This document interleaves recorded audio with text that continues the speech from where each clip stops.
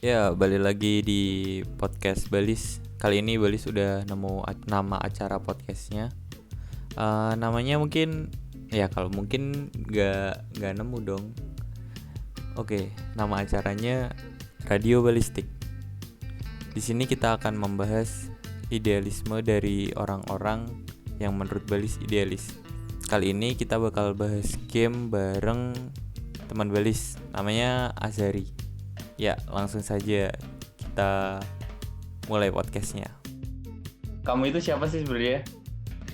Aku itu Muhammad Yusuf Azari, panggilannya ya Yusuf Azari atau Azari aku.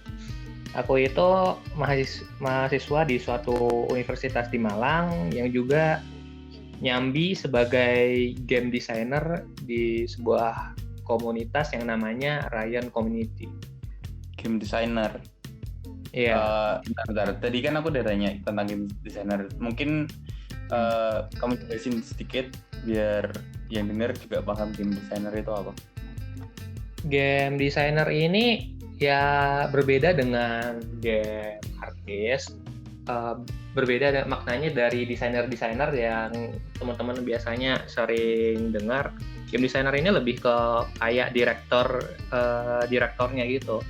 Jadi dia yang ngedireksiin gimana gameplaynya, dia yang ngedireksiin style untuk gamenya gimana nantinya, dia yang narasiin gamenya, dia yang nantinya banyak peran yang seperti nge-handle sebagai manajer juga di-handle sama game designer. Kalau misalnya dari sebuah tim itu hanya terdiri dari game designer, game programmer, sama game artist.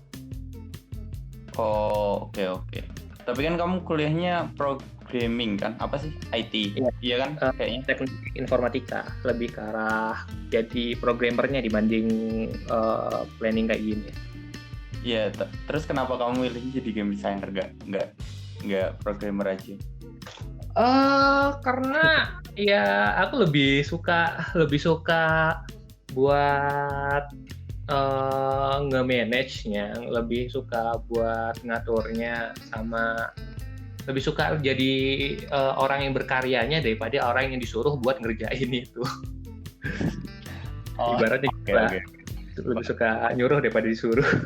Tapi itu nggak sih, kalau menurutku ya, game designer itu bisa luas banget loh, nggak cuma di kayak nggak cuma di game apa sih, game digital, tapi bisa game kayak card game atau board game itu nggak sih, bener nggak? Kalau gitu kan tergantung end productnya apa. Kalau misalnya kalian pengen bikin board game, biasanya ada game designernya. Semuanya biasanya ada game designernya, soalnya itu yang penting. Tapi kamu itu fokusnya ke yang game digital gitu, atau pernah ngerjain game yang tradisional, non digital gitu, analog? Aku pernah coba bikin game board game, cuman karena bikin board game itu kalau di Indonesia susah sebenarnya dibanding bikin game digital. Susahnya itu di bagian produksinya. Ya mulai dari nyari kertas, packaging dan lain-lain, seperti ya gitulah. Oh, oke. Itu harganya gede-gede gitu. Oh iya, sih. Tapi nggak kamu ada sesuatu nggak yang kayak bikin kamu kayak wah, aku kalau gimana ya, kalau istilahnya tuh kamu punya cita-cita ya. Nah itu kan pasti kayak ada latar belakang yang kenapa kamu bisa jadi kayak gini gitu. Ngerti gak maksudku? Kenapa aku jadi lebih jadi game developer? Kenapa aku nggak main aja gitu? Bentar. Aku cerita dulu, kayak misalnya ada orang nonton film apa gitu ya, kayak dari episode lalu aku juga jelasinnya ini sih. Jadi kayak misalnya aku tuh pingin banget masuk psikologi, masuk forensik gitu. Nah, karena waktu kecil tuh aku nonton Batman gitu. Ya, secara otomatis kayak anjir, Batman keren banget bisa kayak gitu. Aku pengen jadi detektif terbaik di Indonesia gitu. Gitu. Ngerti gak maksud gue? Ngerti. Nah, kalau kamu kalau kayak gitu sih karena dari kecil game itu udah menjadi bagian dari aku sih. Soalnya kan dari kecil udah dikasih mainin PS1 sampai SMA main PS2 atau PS3, sempat juga mainin. Ya mungkin dari sejak kecil karena asik banget nih main game PS1, akhirnya somehow bisa dapet di informatika yang masih ada jalannya buat jadi game prof gitu, salah satu. Kalau dulu sih aku pengen masuk TI itu gara-gara entahlah, aku pengen jadi hacker gitu loh. Iya. Kamu keren kayak gitu kan? Aku nggak pengen sih. Masa sih? Udah mager masalah hukumnya gitu, nggak pengen. Nggak pengen. Nggak mikir aku. Mikir kenal jadi jahat gitu, aku nggak pengen kayak gitu. Mungkin juga dari keluarga, soalnya keluarga aku kan keluarga tentara, jadi dari kecil diajarin yang benar gitu. Oh, oke. Iya sih. Kayak. Tapi kan kamu itu ya pengen jadi, kalau aku bilang developer game itu cocok gak? Bisa dibilang kayak gitu, boleh kok. Kan kamu pengen jadi developer game. Nah, menurutmu game yang paling baik yang pernah kamu mainin apa? Yang paling berkesan banget itu? Game yang paling berkesan banget buat aku itu apa ya? Banyak yang bikin aku game berkesan banget itu. Tapi yang paling bekas sampai sekarang ini ya game-game kayak itu yang baru aja keluar remake-nya ya, kayak Harvest Moon itu bukan ya, aku lebih suka suasananya aja sih, tapi karena itu aku jadi sering main. Sebenarnya banyak sih game yang saking banyaknya bingung milihnya apa. Tapi kan jadi kayak ada kubu-kubu gitu ya di antara gamers. Kalau menurutku sih, jadi kayak ada yang bilang game tuh harusnya kayak gerakannya harus fluid atau apa sih istilahnya? Iya, tahu nggak? Itu. Terus ada yang bilang story-nya harus keren gitu. Kayak misalnya game-gamenya itu siapa? Si yang wajahnya kayak Parto itu. Game kayak Devil May Cry atau game apa gitu yang aksi-aksi gitu. Enggak si game designer yang wajahnya kayak Parto itu siapa, kamu tahu nggak? Itu loh. Aduh, apa Kojima sih? Death Stranding siapa sih? Oh ya, Hideo Kojima kan. Kayak Metal Gear Solid gitu, itu baru dibilang game gitu. Tapi kan kayak kemarin waktu Death Stranding keluar kan, kalau nggak salah itu kan banyak yang protes karena cutscene-nya terlalu panjang gitu. Terus iya nggak sih? Iya, karena dulu dari sebuah interview Kojima ini sebenarnya dia pengen jadi film director daripada dia pengen jadi game director. Jadi makanya game khasnya Hideo Kojima itu lebih banyak actionnya itu action, cutscene, ceritanya itu benar-benar kerasa gitu, lebih kayak film. Kamu yang paling aku ingat dari karyanya Hideo Kojima itu, aku yang paling sering tak ulang-ulang mainin itu Metal Gear Solid 3-nya itu. Kerasa banget dia emang dia pengen bikin kayak sebuah movie gitu. Bahkan kalau misalnya kamu nge-search tentang Metal Gear Solid 3 Full Warcraft itu, kamu nontonnya lebih kayak kamu nonton film gitu. Itu emang Kojima kayak gitu, keren. Tapi emang karena dia juga dulunya aku pengen jadi aku pengen jadi film director, tapi game director juga gak apa-apa lah. Dan lebih terasa itu di karya dia karyanya Hideo Kojima di Metal Gear Solid 4 itu terasa banget jiwa-jiwa dia pengen jadi film direkturnya itu dari cutscene terakhir itu nyampe 2 jam, nggak bisa di skip. Anjir. Biasanya kan game-game itu ayo skip gitu, dia nggak bolehin skip. itu sumpah itu full dialog, full apa itu emang dia.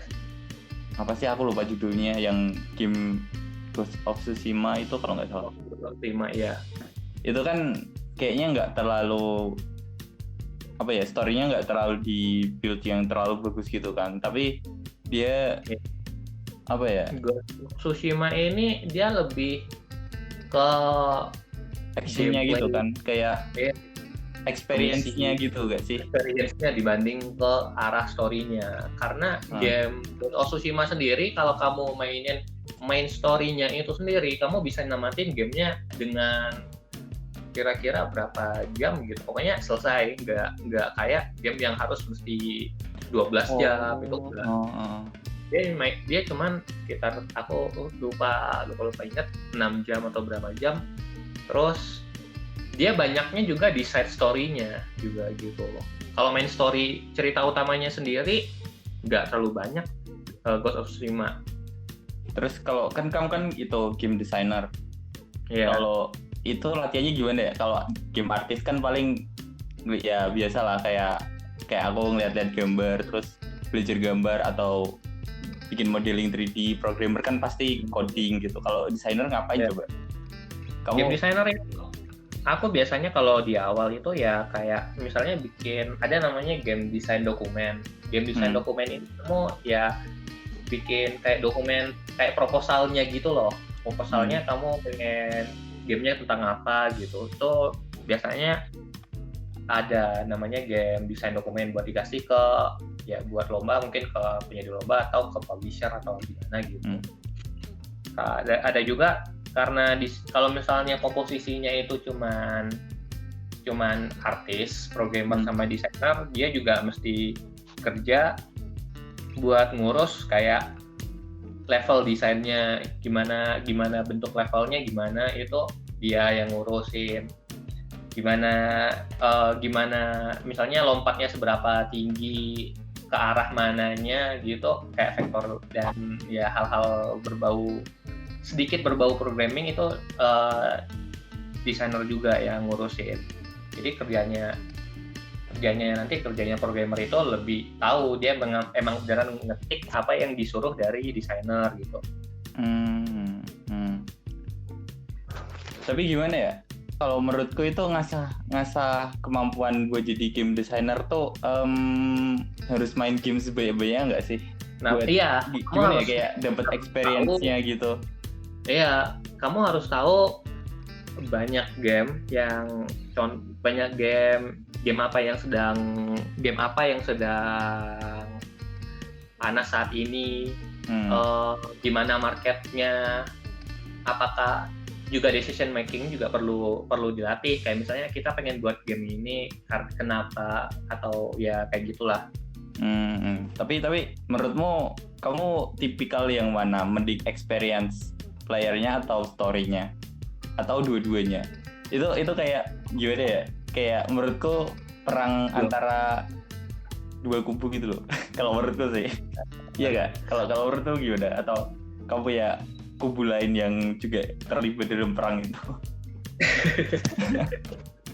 Ya biasanya kita mikirin, aku pengen cerita gini, tapi akhirnya nanti kalau misalnya ceritanya nggak disukai oleh orang gitu, akhirnya ya game kita nggak sukses. Ibaratnya kayak game tahu The Last of Us 2. Itu kan karena ceritanya, ini ceritanya tentang revenge, tapi akhirnya nggak jadi, akhirnya banyak di-booming gitu kan. Itu kan karena si direkturnya, storywriternya juga pengen ceritanya kayak gitu. Aku lebih ke arah yang untuk saat ini aku lebih milih yang ke user experience-nya lebih, supaya mereka itu bisa berlama-lama main di game yang pengen tak bikin gitu. Dibanding aku lebih maksain cerita buatanku supaya dinikmati oleh orang lain, karena aku sendiri kurang yakin nanti apakah ceritaku bakal bisa diterima orang lain atau enggak. Kalau misalnya aku pengen bikin game yang fokus cerita, mungkin aku bakalan nge-hire orang yang emang ahli di story writing dibanding aku harus bikin story itu sendiri. Oke. Kan kamu kan fokusnya ke experience yang kamu pingin dapetin pingin user mulai rasain waktu main gamemu itu apa, kayak misalnya kayak card game misalnya ya, itu kan kayak biar ada rasa kebersamaan gitu loh, kompetitif antar player gitu, jadi kayak mereka tuh ngobrol di situ gitu. Nah kalau kamu itu apa yang dari user experience yang kamu pengen raih itu apa? Aku lebih, kalau bikin game biasanya aku pengen game yang jenis party game itu, kayak misalnya supaya bisa dimainin sama orang lain itu senang, kita berdua bareng-bareng happy, dibanding pada game yang sendiri sih. Aku lebih ngarah ke gitu dibanding game yang lebih sendirian, kayak misalnya kayak Crash Bandicoot kan gamenya mainnya sendiri gitu. Juga aku kurang demen sih. Aku lebih suka game yang bisa bikin kita dan orang lain itu dekat. Oh iya. Aku dulu pernah loh main game PS2 itu, Prince of Persia. Kamu tahu gak? Tahu. Yang trilogi itu loh. Kayak abis itu ada jiwa-jiwa pingin parkour ya gitu. Iya. Ya? Jalan di dinding gitu. Bener kayak Iya bener orang siapa sih namanya? Destan bukan sih karakter utamanya, aku lupa namanya. Nah itu aku juga lupa karakter utamanya game. Ya sama. Itu tuh rasanya kayak bener-bener aku gitu loh. Waktu aku SMP itu menurutku itu game bagus banget sih. Aku main beberapa kali sih waktu itu. Tapi ya habis itu bosen. Terus aku kayaknya makin kesini kalau menurutku entah, kalau aku ngelihat grafik PS2 tuh udah males aja gitu. Iya, makin berkembangnya teknologi itu juga makin berkembangnya grafik dari game. Tapi ada juga penikmatnya yang lebih suka game kayak pixel art atau game yang polygon gitu juga masih banyak. Tapi aku kayaknya mending pixel art gitu sih daripada yang polygon gitu. Kayak game PS1 tuh males banget ngelihatnya gitu, game PS1 PS2 nggak tahu kenapa, kayak juga ya itu preferensi sih menurutku.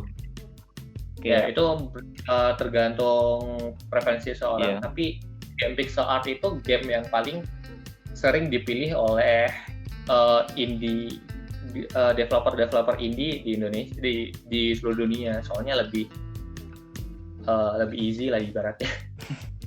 Kalau pixel tuh rasanya tuh kayak kayak ada nuansa retronya gitu, jadi kayak vibe-nya tuh balik ke masa kecil gitu loh, ngerti gak maksudku? Ngerti. Jadinya ada rasa fun-nya di situ, karena rasanya kayak balik ke masa kecil gitu kalau menurutku. Ya biasanya orang yang main game genre gitu emang itu sih di salah satu alasannya mainin gamenya kenapa, karena ngingetin masa kecil, aku pernah mainin game kayak gini gitu. Kan kamu buat game yang itu namanya, yang bisa dimainin bareng-bareng kayak party gitu kan? Iya. Kamu buat MOBA? Nggak buat MOBA itu. MOBA itu lagi booming loh. Iya bukan lagi booming, sejak dulu emang booming sih. Iya. Dulu banyak yang main game MOBA itu dibanding game genre lain. Kenapa coba? Di luar negeri, kalau di Indonesia zaman dulu, karena zaman dulu lebih ramean PB, jadi sampai sekarang nggak sebuah PB sih. Masa sih? Tapi kan kayak MOBA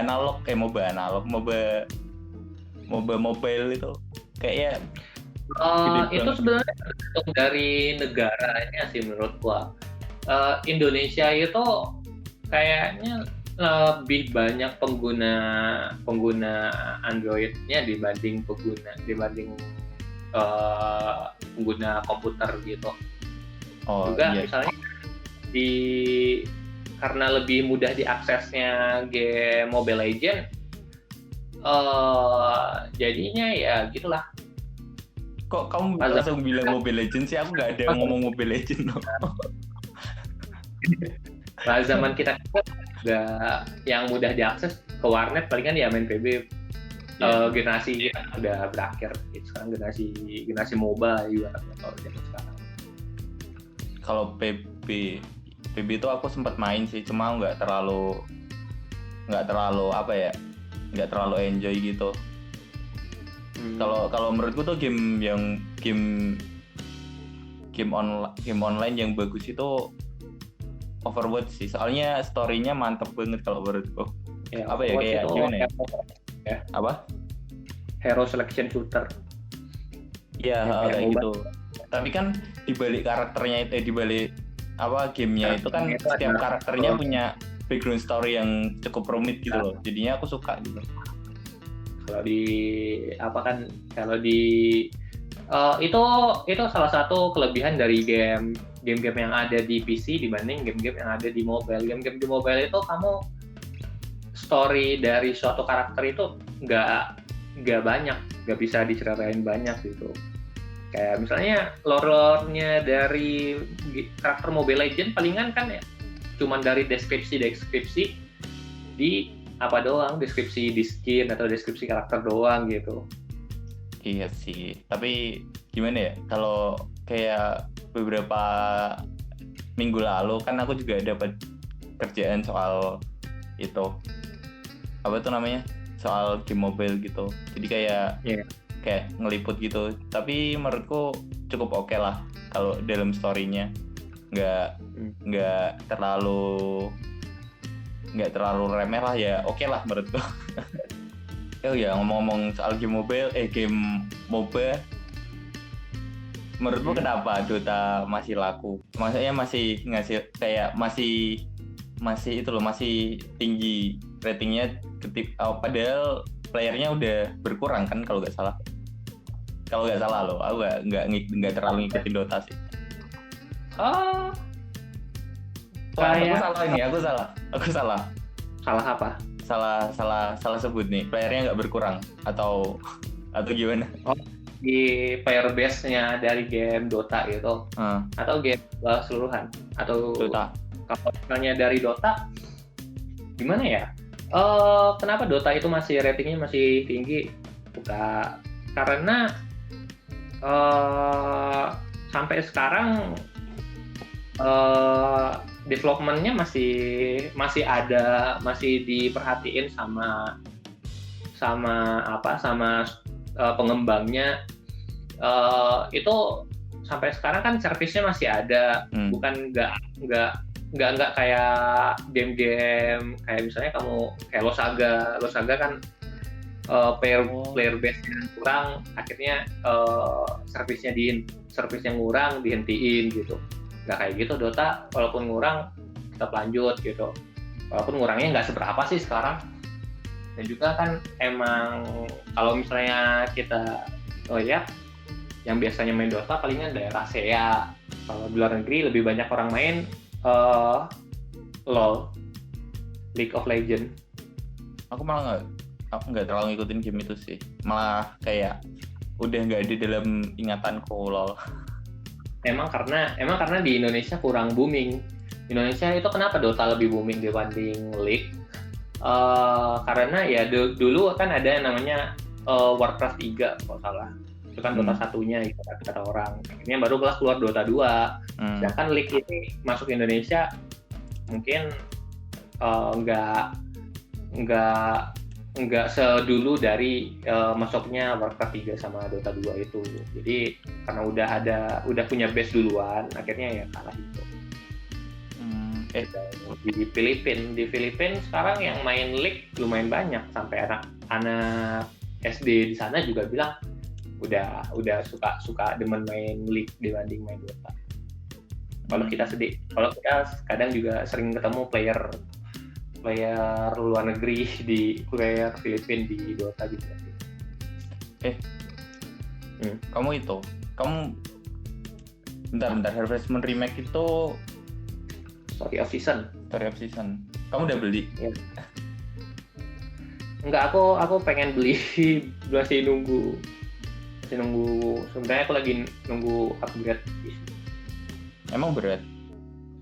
Enggak sih, cuman ya masih belum sempat kebeli, sama lagi sibuk sama magang sekarang, jadi nggak sempat mainin.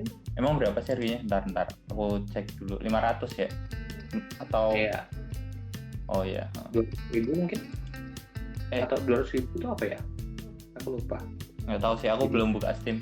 Update nanti malah putus-putus lagi, aku males. Oh iya, kan ada game PC, game mobile, sama game konsol. Itu game konsol tuh bisa masukin developer indie nggak sih? Maksudnya bisa dimasukin developer indie nggak sih? Bisa sih. Pas PS5 launch, kan ada itu games-games yang bakal launch di PS5 kapan hari, ada streaming gitu. Itu banyak sekali game-game buatan dari developer indie. Nah, saat ini benar-benar game-game indie itu sangat dibutuhin buat nambah library game dari konsol tersebut. Bentar. Kan kalau ngedevelop game konsol tuh pakainya apa emang? Emang bisa pakai apa itu kayak aplikasi software yang biasa dipakai gitu? Sih bisa pakai software lain, software kayak misalnya Unity. Unreal itu ada kok aplikasinya bisa diekspor jadi game PS4, bisa diekspor jadi game Xbox. Tapi biasanya developer itu dikasih ada namanya development unit. Jadi kayak ada PS4 development unit. Jadi kamu di situ bisa buat ngetes, ini game lancar dimainin di PS4-nya gitu. Jadi biar nggak langsung rilis aja. Biasanya digituin sih development unit. Berarti kayak itu misalnya aku buat formatnya XC gitu. Terus tadi bisa diganti ke formatnya PS4 gitu. Ibaratnya kayak gini loh, kamu ngodingnya itu ujungnya belum ada. Tapi kalau misalnya kamu bisa ujungnya jadi PS4 gitu. Kamu bisa ujungnya .exe juga buat game PC bisa gitu kok. Oh, tapi kalau misalnya kan kamu developer indie, kamu mau buat game PS5 misalnya. Nah, itu kamu masukin gamemu ke apa ya? PS Store-nya itu kamu yang bayar atau mereka yang bayar atau gimana sih sistemnya? Kayak Android gitu nggak sih? Kamu bayar 300.000 dulu.